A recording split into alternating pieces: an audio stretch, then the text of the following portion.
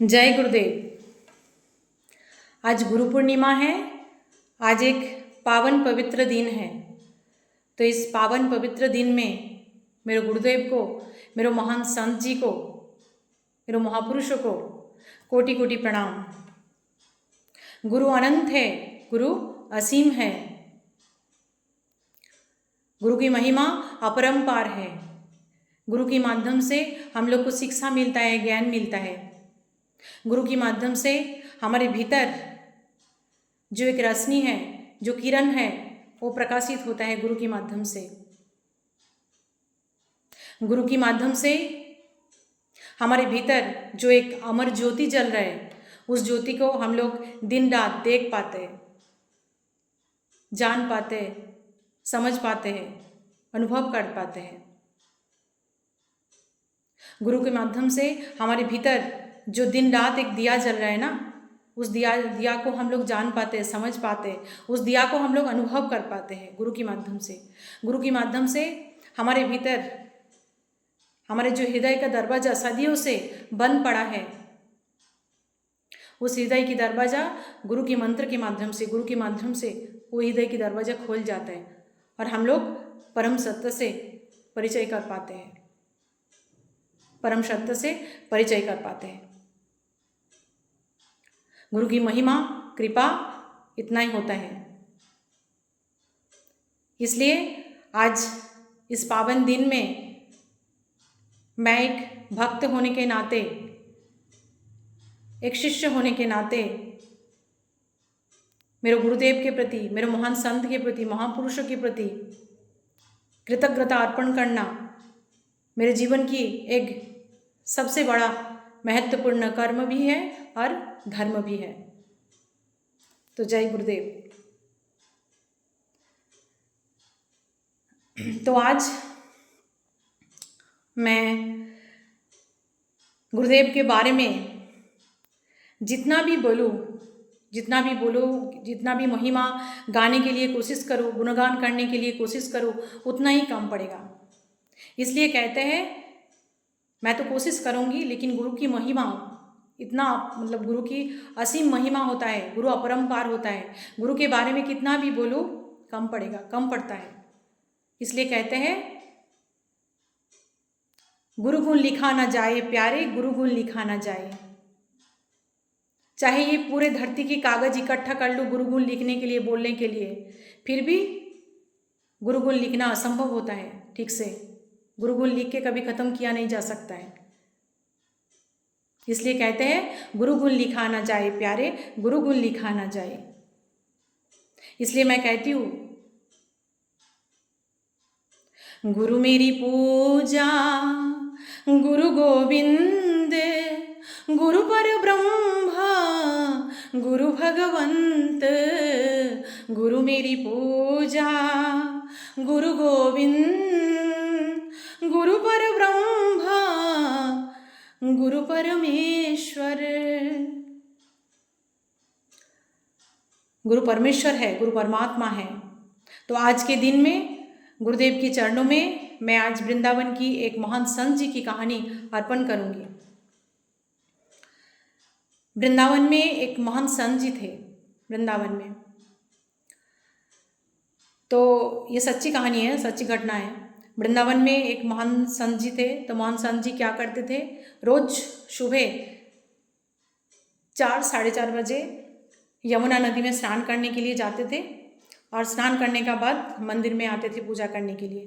तो एक दिन क्या हुआ, एक दिन संत जी सुबह यमुना नदी में गया नहाने के लिए, स्नान करने के लिए। तो एक मगरमच्छ ने संत जी का पैर को काट दिया। एक मगरमच्छ ने संत जी का पैर को ऐसे पकड़ लिया और संत जी क्या किया पता है, संत जी मगरमच्छ को यमुना नदी से उठाकर लेके आया और आके मंदिर में, श्री बांके बिहारी जी के मंदिर में आके खड़े कर दिया। वहाँ पे आके मंदिर में आके बांके बिहारी जी के मंदिर में लेके आया और लिटा दिया वहाँ पे। और भगवान का, बांके बिहारी जी का जो चरणामृत है, वो चरणामृत मगरमच्छ के मुंह में ऐसे डाल दिया। मगरमच्छ शांत हो गया, चुपचाप ऐसे लेट गया। सब लोग इस दृश्य को देख के हैरान हो गया, भावुक हो गया कि संत जी आपने क्या किया, आपको मगरमच्छ ने काटा और आपने मगरमच्छ को लेके मंदिर तक लेके आ गया, गुरु के चरणों में, मतलब भगवान के चरणों में उसको लिटा दिया। तो उस समय संत जी ने कहा, संत जी ने यही बताया सबसे कि चाहे इंसान हो, कोई भी जीव हो, मनुष्य कोई भी हो, इंसान हो, चाहे कोई भी जीव हो, जो गुरु की चरण पकड़ते हैं ना, गुरु का, संत का जिम्मेदारी होता है कि प्रभु की चरण तक लेके जाना। कोई भी अगर गुरु की चरण पकड़ता है तो गुरु का जिम्मेदारी होता है, संत का जिम्मेदारी होता है उनको प्रभु की चरण तक लेके जाना, चाहे वो कोई भी हो। तो ऐसे होते थे हमारे भारत भूमि का महान महान संत, ऐसे थे। वृंदावन की कहानी, बहुत सारे कहानी, मतलब बहुत घटना वृंदावन की मंदिर के बाहर दीवारों पे लिखा हुआ है। जब भी वृंदावन आप लोग दर्शन करने के लिए जाओगे ना, जाते हो ना, तो पढ़ना कभी कभी मंदिर की दीवारों में बाहर क्या लिखा हुआ है। वृंदावन में जो जो घटना हुआ था, सारी घटना मंदिर के बाहर लिखा हुआ है। बहुत सारे मंदिर के बाहर ये मगरमच्छ का फोटो भी दिया हुआ है, ये कहानी लिखा हुआ है। तो जब भी वृंदावन जाओगे कोशिश करना ये सब कहानी पढ़ने के लिए, बहुत कुछ जान पाओगे, बहुत कुछ समझ पाओगे। इसलिए तो कहते हैं अमर नाम है उस जीव का जग में, प्रभु प्रेम में बलिदान जो जीवन दिया करे। अमर नाम है उस जीव का जग में, प्रभु प्रेम में बलिदान जो जीवन दिया करे। इसलिए तो अमर है ये महान महान संत भी, महापुरुष आज भी अमर है। तो इस आज पावन दिन में महापुरुष के नामों को याद कीजिए, परम पवित्र नाम को याद कीजिए। बोलिए भगवान बुद्ध की जय, बोलिए भगवान महावीर की जय, कबीर की जय, गुरु नानक की जय, गुरु गोविंद सिंह जी की जय, स्वामी रामानंद ठाकुर आचार्य की जय, स्वामी हरिदास ठाकुर जी की जय, नामदेव की जय, सूरदास की जय, तुलसीदास की जय, रैदास की जय, जानाबाई की जय, कर्माबाई की जय, मीरा गोविंद की जय हो, अर्जुन गोविंद की जय हो, सुदामा गोविंद की जय हो, द्रौपदी गोविंद की जय हो, उद्भव गोविंद की जय हो, नरसिंह भगत की जय हो, सारे संतों की जय हो, सारे महापुरुषों की जय हो, सारे भक्तों की जय हो, भक्त भगवान की जय हो। आज के दिन में इन महान महान संतों की, महापुरुषों की, भक्त की नामों को उच्चारण कीजिए, क्योंकि इनके नामों से धरती अंबर कांपता है। ये धरती पवित्र हो जाता है इनके नाम से, इनके नामों में इतना पवित्रता है।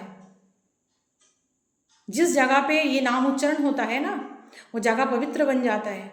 जितना दूर तक ये नाम जाते हैं, जितना दूर तक इनका ध्वनि जाता है, इस नाम का ध्वनि, कीड़े मकोड़ा भी, मतलब कीड़े मकोड़ा के भी कान में अगर ये ध्वनि प्रवेश करते हैं तो वो भी मुक्त हो जाता है इनके नामों में, क्योंकि इन नामों में नामी छुपा है, इन नामों में नामी छुपा है।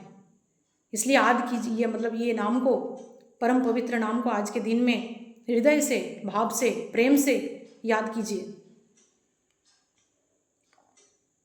इसलिए जब भी पूजा करने के लिए जाओ ना, जब भी भगवान के सामने पूजा करने के लिए जाओ, तो भगवान के सामने जाके इन पवित्र नामों को उच्चारण करना।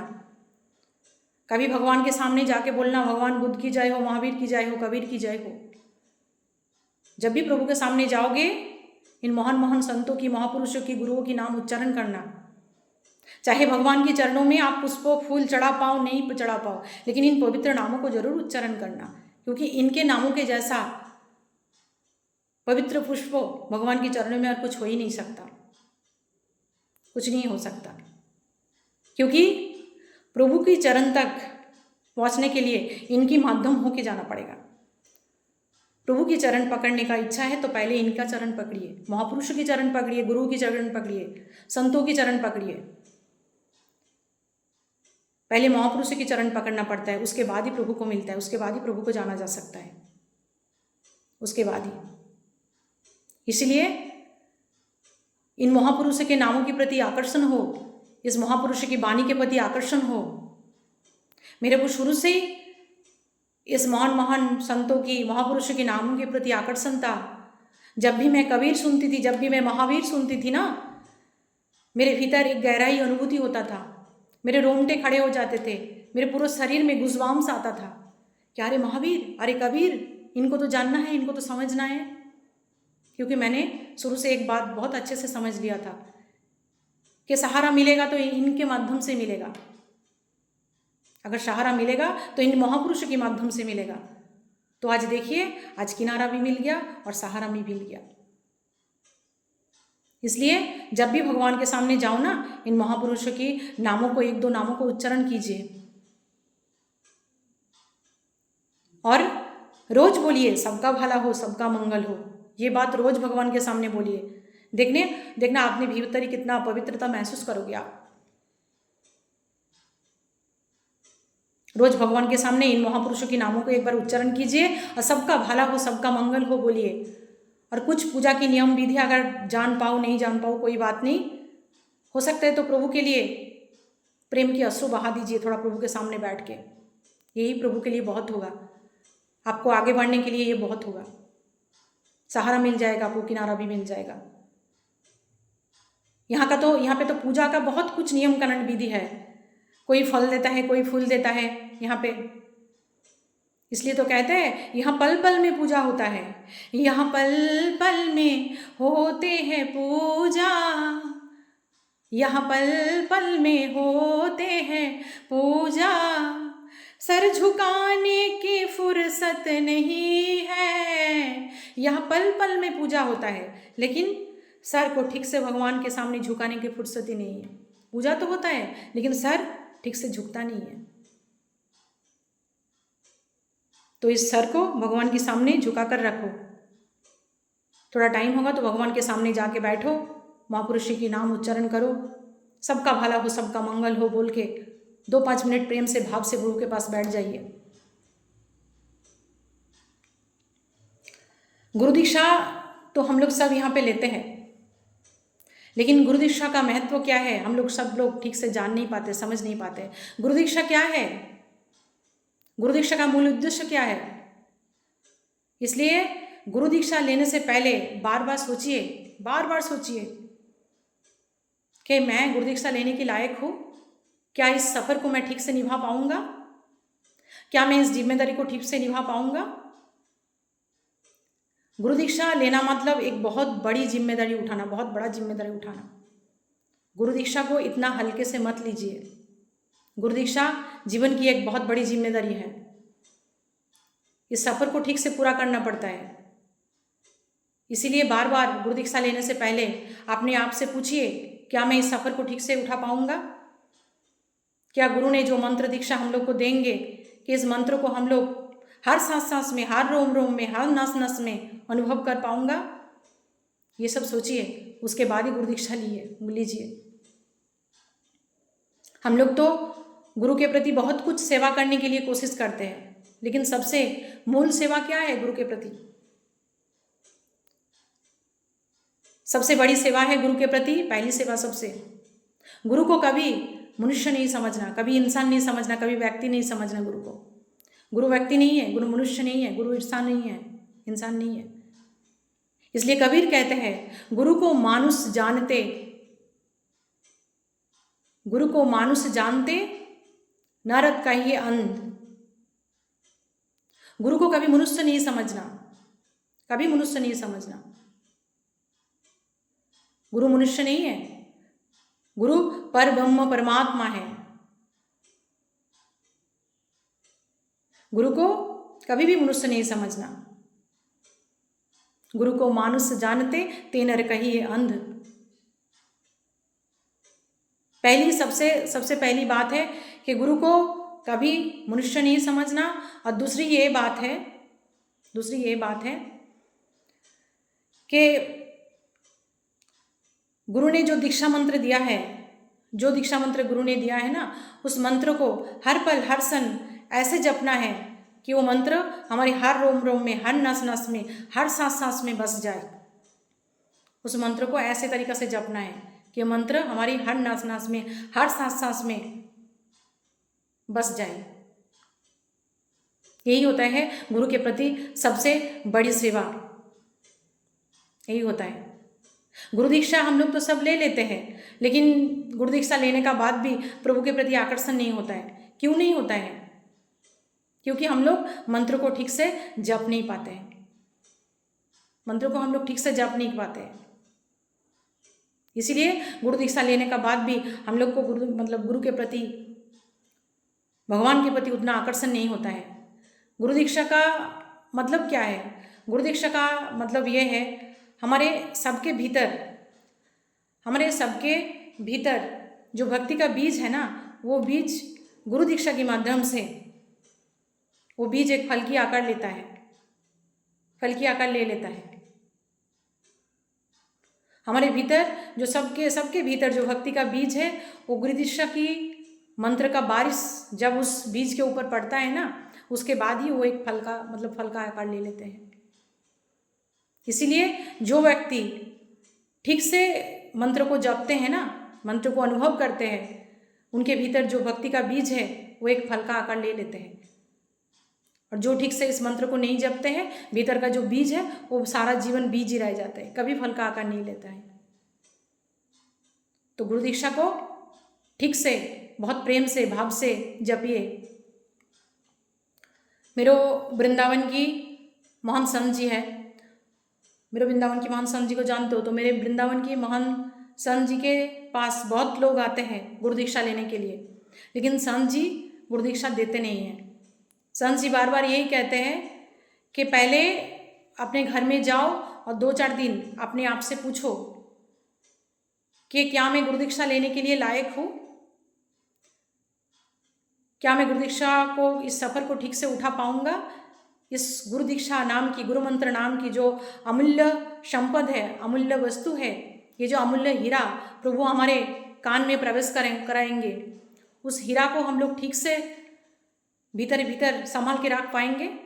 ये जीवन की एक अमूल्य हीरा है गुरु मंत्र, ये घर का हीरा नहीं है। घर का हीरा को हम लोग कैसे संभाल के रखते हैं? कैसे रखते हैं? बहुत अच्छे से संभाल के रखते हैं। तो इस हीरा को, इस गुरु दीक्षा नाम की हीरा को बहुत अच्छे से संभाल के रखना है हृदय के भीतर, क्योंकि हमारे साथ अगर कुछ जाएगा तो गुरु दीक्षा नाम की जो हीरा है यही हमारे साथ जाएगा, घर का हीरा नहीं जाएगा। ये बहुत बड़ा अमूल्य संपद है गुरु दीक्षा। इसलिए मेरे महान संत जी बार बार सबसे यही कहते हैं कि पहले घर में जाओ और अपने आप को उपयुक्त बनाओ, अपने आप को पहले ठीक से, कि हाँ मेरे को गुरु दीक्षा लेना है, मैं इस बात को संभल पाऊँगा, इस दीक्षा को संभल पाऊँगा, उसके बाद ही मेरे पास आओ, उसके बाद ही मैं गुरु दीक्षा दूँगा। तो आज के दिन में वृंदावन से मेरे महान संत जी का संदेश आया है। महान संत जी ने यही कहा है सबके प्रति कि आज के गुरु पूर्णिमा के दिन में मेरे को एक फूल भी नहीं चाहिए किसी के तरफ से, एक पुष्प भी नहीं चाहिए। मैं सिर्फ इतना ही चाहता हूँ कि आप सब उस असीम शक्ति को अंग संग अनुभव करो। आप सब उस असीम शक्ति की कृपा दृष्टि को, करुणा को, प्रेम को, भाव को हर पल हर क्षण अंग संग अनुभव करने के लिए उपयुक्त बन जाओ। यही आशीर्वाद है आज के दिन में मेरे महान संत जी का सबके प्रति। इसलिए कहते हैं, गुरु वचनों को रखना संभाल के, एक एक वचन में गहरा राज है। जिसने जाना है गुरु की महिमा, उसका डूबा न कभी जहाज है।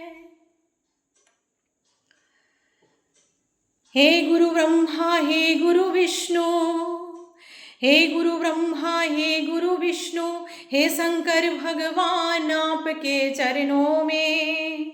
हे गुरुदेव प्रणाम आपके चरणों में, चरणों में। सारे तीर्थ धाम आपके चरणों में। हे गुरुदेव प्रणाम आपके चरणों में। हे गुरु ब्रह्मा हे गुरु विष्णु, हे शंकर भगवान आपके चरणों में। हे गुरुदेव प्रणाम आपके चरणों में। हृदय से माँ गौर लक्ष्मी, कंठ शारदा माता है। हृदय से माँ गौर लक्ष्मी, कंठ शारदा माता है। जो भी मुख से वचन लिया है वचन सिद्ध हो जाता है, वचन सिद्ध हो जाता है। हे गुरु ब्रह्मा, हे गुरु विष्णु, हे शंकर भगवान आपके चरणों में, हे गुरुदेव प्रणाम आपके चरणों में, चरणों में सारे तीर्थ धाम आपके चरणों में, हे गुरुदेव प्रणाम आपके चरणों में। जन्म का दाता मात पिता है, आप कर्म के दाता है। जन्म का दाता मात पिता है, आप कर्म के दाता है। आप मिलाते हैं ईश्वर से, आप ही भाग्य विधाता है, आप ही भाग्य विधाता है। जन्म का दाता मात पिता है, आप कर्म के दाता है। आप मिलाते हैं ईश्वर से, आप ही भाग्य विधाता है, आप ही भाग्य विधाता है। दुखिया मन को रोगी तन को, दुखिया मन को रोगी तन को मिलता है आराम आपके चरणों में। हे गुरुदेव प्रणाम आपके चरणों में, चरणों में सारे तीर्थ धाम आपके चरणों में। हे गुरुदेव प्रणाम आपके चरणों में। निर्बल को बलवान बना दो, मूर्खों को गुणवान प्रभु। निर्बल को बलवान बना दो, मूर्ख को गुणवान प्रभु। देव कमल और बंसी को भी ज्ञान का दो वरदान प्रभु, ज्ञान का दो वरदान प्रभु। हे महादानी, हे महाज्ञानी, हे महादानी, हे महाज्ञानी, रहूं मैं सुबह हो शाम आपके चरणों में। हे गुरुदेव प्रणाम आपके चरणों में, चरणों में सारे तीर्थ धाम आपके चरणों में। हे गुरुदेव प्रणाम आपके चरणों में, चरणों में सारे तीर्थ धाम आपके चरणों में। हे गुरुदेव प्रणाम आपके चरणों में, हे गुरुदेव प्रणाम आपके चरणों में, हे गुरुदेव प्रणाम आपके चरणों में।